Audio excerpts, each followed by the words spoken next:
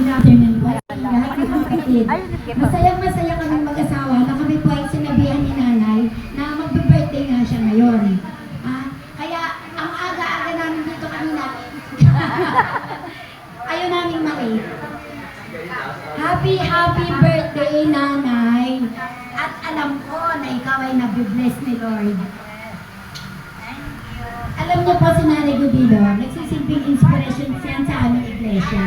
Kasi yan lang po ang nakita ko na matanda doon na talaga namang kung mag-share ng Bible words at saka talagang sinasabi niya yung mga napag-aralan niya sa Bible. Hanga kami dyan, ang dami ng kwento na alam sa Bible.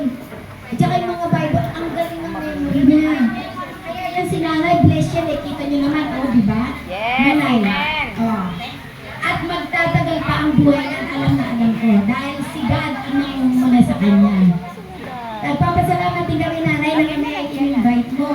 At kami ay nakisa sa iyo. Nagpapasalamat kami doon sa mga anak. Ang dami mo palang anak, nay. Na-bless ka rin, ano?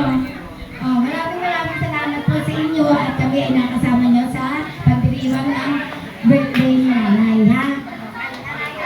Palakpakan!